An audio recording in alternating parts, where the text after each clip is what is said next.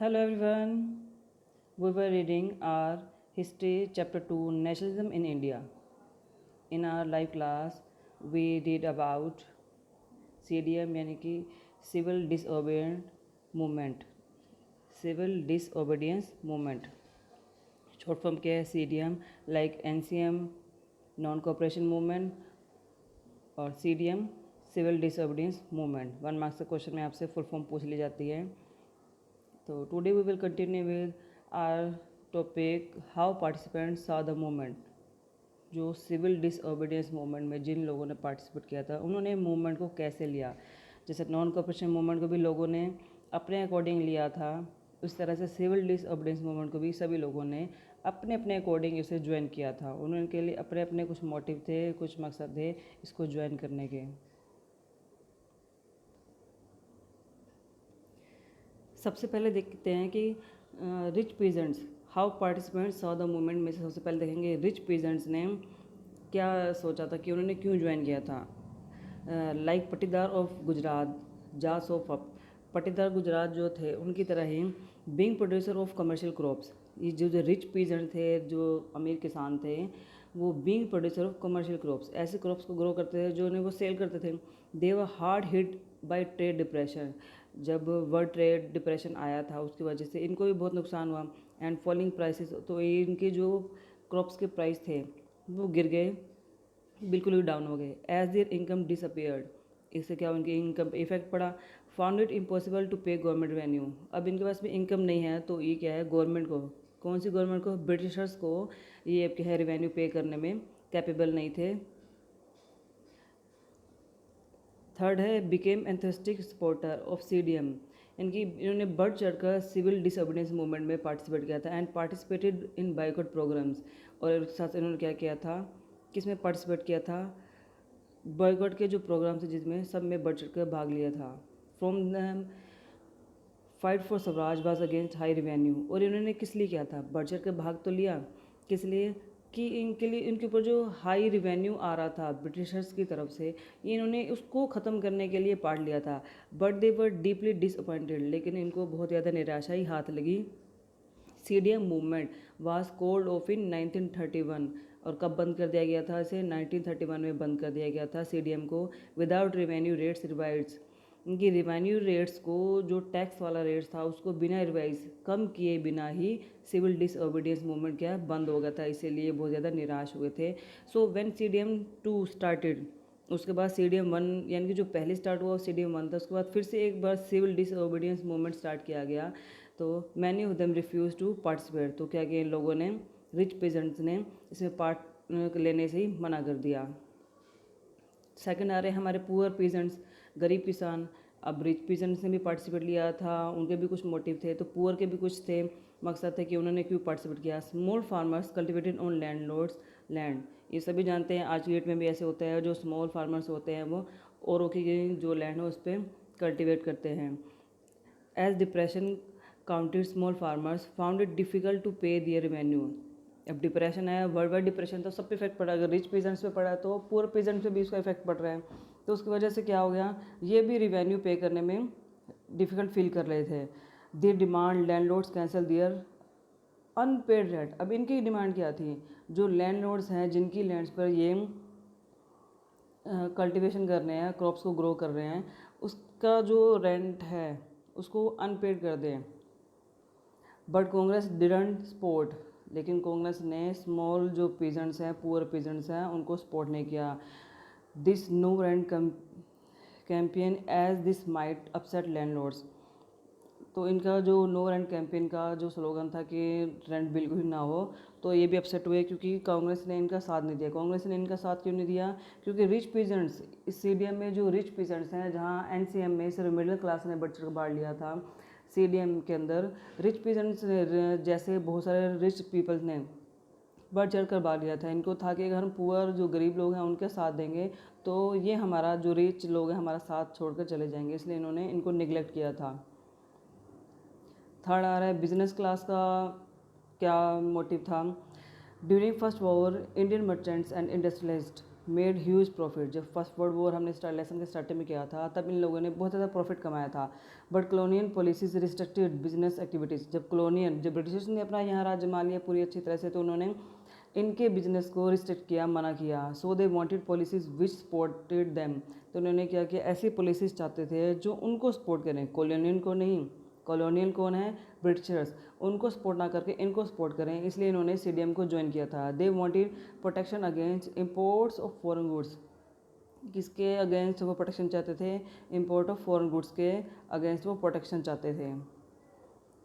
Indian industrial and commercial Congress in 1920 and federation of Indian chamber of commerce and industries. ये 1 marks का question है। FICCI की full form में आपसे पूछा जाता है, FICCI की फुल फॉर्म क्या है, तो आपको याद होनी चाहिए federation of Indian chamber of commerce and industries.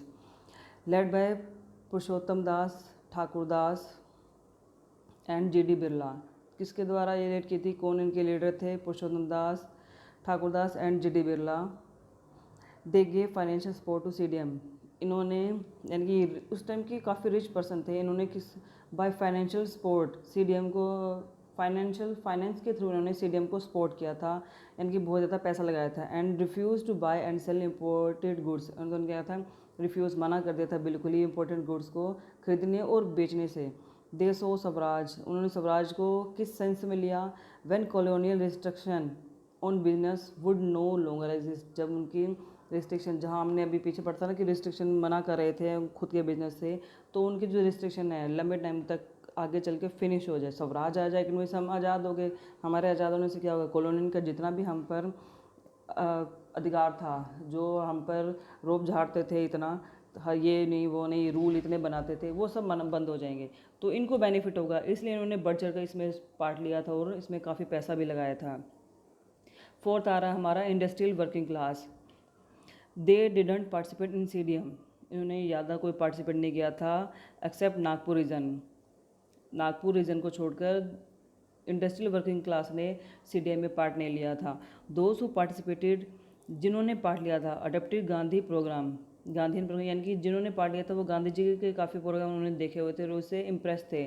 Like boycott foreign goods, जैसे कि फॉरेन गुड्स को बिल्कुल बॉयकॉट कर देना, बिल्कुल ही मना कर देना। Their arm movement was against, उनका जो मूवमेंट किसके खिलाफ था, low wages and poor working condition. उनको जो बहुत ज़्यादा कम पैसे मिलते थे और उनकी जो वर्किंग कंडीशन बहुत बेकार थी, ख़राब थी, उसके खिलाफ उनका ये मूवमेंट था। But Congress didn't want workers demand. लेकिन जो कांग्रेस है उन्होंने यहाँ पे वर्कर्स की डिमांड को भी नहीं लिया। As industrialist would not like it. क्यों, क्योंकि हमने पीछे किया, इंडस्ट्रियल जो लोग थे वो लाइक नहीं करेंगे। वही पुअर पीजेंट और रिच पीजेंट जैसे आ रहा है, जैसे रिच पुअर पीजेंट्स की भी उन्होंने बात नहीं ली थी। क्यों, क्योंकि रिच पीजेंट्स नाराज़ हो जाएंगे। उसी तरह से इंडस्ट्रियल वर्किंग क्लास का भी इन्होंने साथ नहीं दिया था।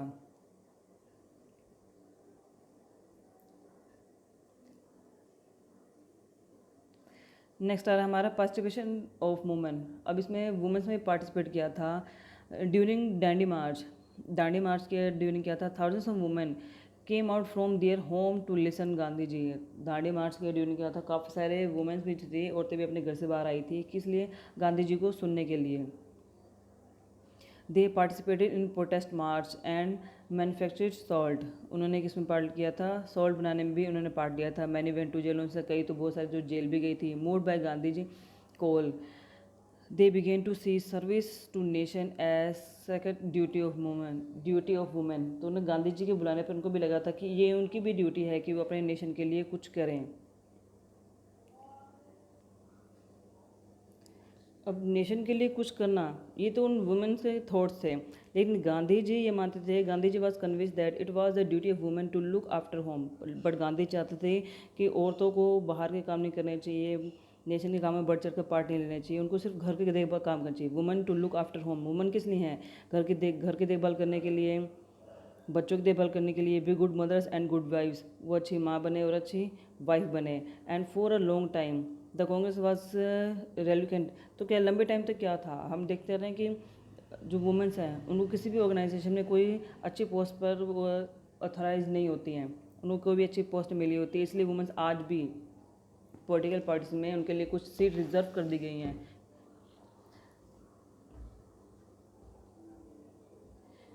और कुछ जगह पर आज भी है कि वुमेंस एज आ इलेक्शन में खड़ी तो हो जाती हैं, जीत भी जाती हैं, लेकिन उनके बिहाफ पर क्या है, उनके हस्बैंड काम करते होते हैं।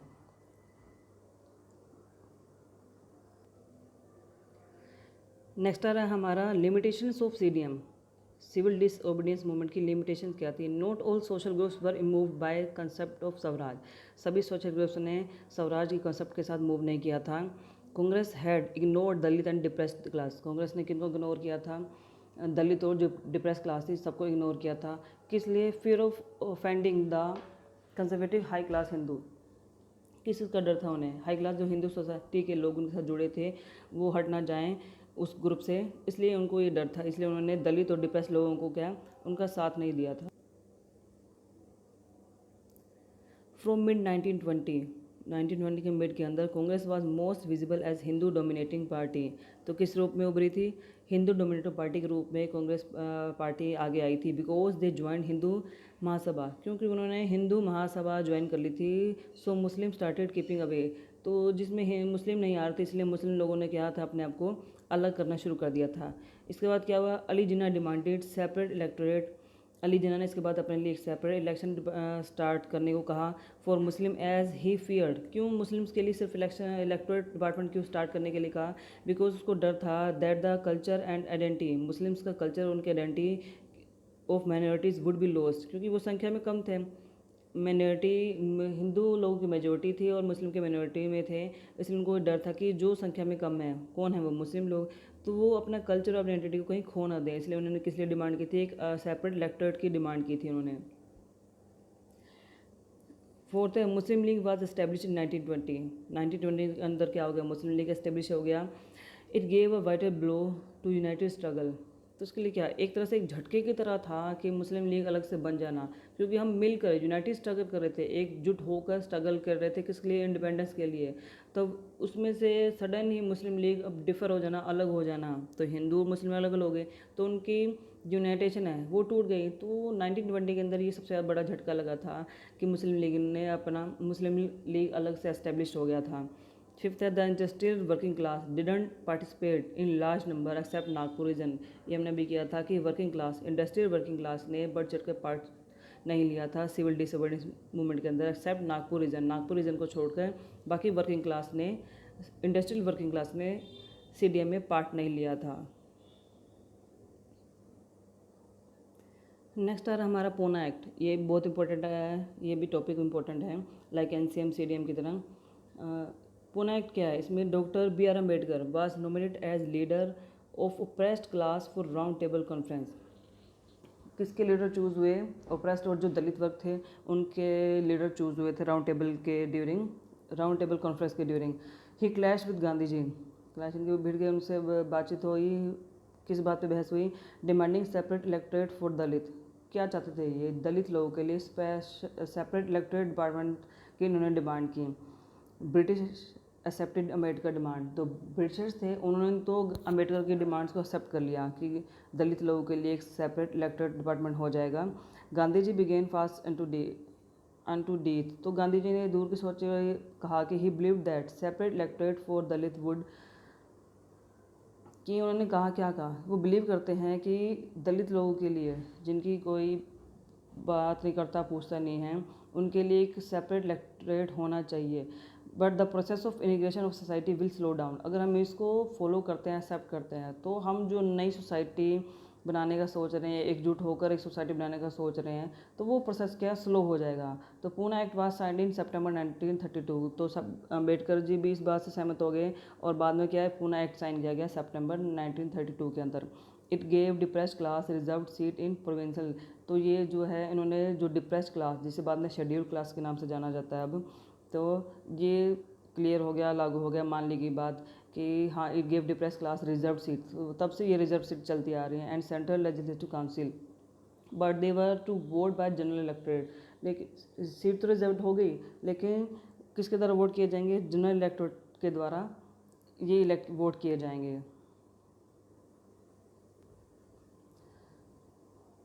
लास्ट टॉपिक है हमारा इस चैप्टर का, the sense of collective belonging.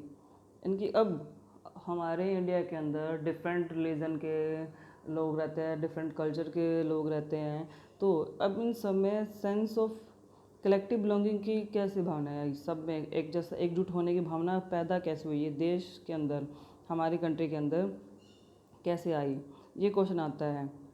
The sense of collective belonging, main question तो पीछे गए हमारे NCM CDM पूना एक्ट, ये ज़्यादा इंपॉर्टेंट थे। अब मेन ये जानने वाली बात है कि सेंस ऑफ कलेक्टिव, अलग अलग धर्म के अलग अलग जाति के लोग हैं, अलग अलग सोच के लोग हैं, तो सेंस ऑफ कलेक्टिव आई कैसे हमारे अंदर, तो how people develop sense of collective belonging, उनमें डेवलप कैसे हुई। यूनाइटेड स्ट्रगल,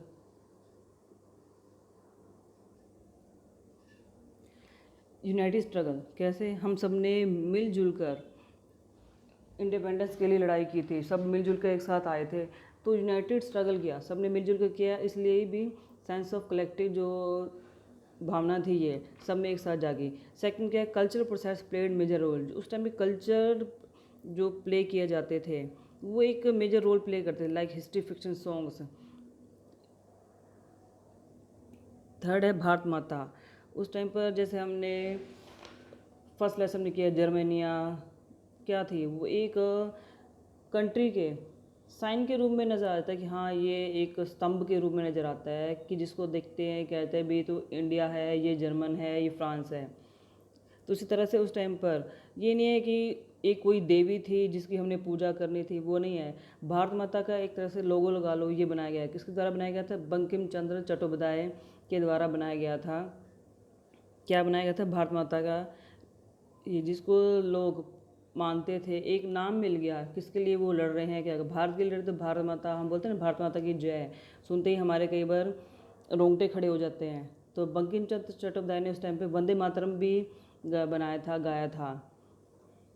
फोर्थ क्या थी, रीज़न था इंडियन फोकलोर, तो ये सॉन्ग थे हमारे इंडियन के फोकलोर जो जगह जगह गाए जाते थे, लाइक देश से रिलेटेड, देशभक्ति से रिलेटेड ये सॉन्ग होते थे, जिसको सुनते ही लोगों के अंदर देशभक्ति की भावना जाग जाती थी। आप भी मे बी आज भी कोई देशभक्ति का सॉन्ग सुनो तो आपके जो है रोम रोम में देशभक्ति जागे। ये हमारा नेशनल एंथम, हम राष्ट्रगान जो गाते हैं, ये सुन के भी कई बार अगर आप इसे अच्छे से फील करके गाओ, अपने देश के लिए श्रद्धा लेके गाओ, तो इसको सुन के भी आपके देखना रोंगटे खड़े हो जाएंगे। तो यहाँ भारत माता आपको शो की गई हैं। The figure of Bharat Mata is contrast to the one painted of Abanindranath Tagore. He is shown with the trishul के साथ, एक त्रिशूल के साथ, standing beside a lion and an infant के साथ, बहुत symbol of power and authority. और किस चीज़ के सिंबल हैं, पावर और अथॉरिटी के सिंबल हैं, इसलिए इस टाइम पे ये सिंबल बनाया गया था कि लोगों में देशभक्ति जागे, देश के लिए प्यार जागे, और सबको फील हो कि हम एक ही कंट्री के लोग हैं। लास्ट आ रहा है री इंटरप्रिएशन ऑफ हिस्ट्री। इसके अंदर क्या था कि ब्रिटिश सो इंडियंस एज बैकवर्ड, वो उनको पिछड़ा हुआ समझते थे, and incapable of governing themself, वो ये समझते थे कि इंडिया के जो लोग हैं अपने आप पे गवर्न नहीं कर सकते, अपनी कंट्री को चला नहीं सकते। तो इंडियन साथ दियर हिस्ट्री एज ग्रेटेस्ट अचीवमेंट, लेकिन हम लोग क्या थे, उन्होंने क्या कहा कि इंडियंस तो कुछ भी नहीं हैं, पूरी तरह से पिछड़े हैं, बैकवर्ड हैं, और अपने आप को कभी गवर्न नहीं कर सकते, अपनी कंट्री को कभी भी अच्छे से चला नहीं सकते। लेकिन हमें प्राउड था किस पर, हमने जो अपनी कंट्री के अंदर अचीवमेंट की थी, रॉकेट से लेकर हमने ज़ीरो, आर्यभट्ट ने हमारे यहाँ ने ज़ीरो बनाया था, तो हमें प्राउड है कि ज़ीरो हमारी कंट्री में खोजा गया है।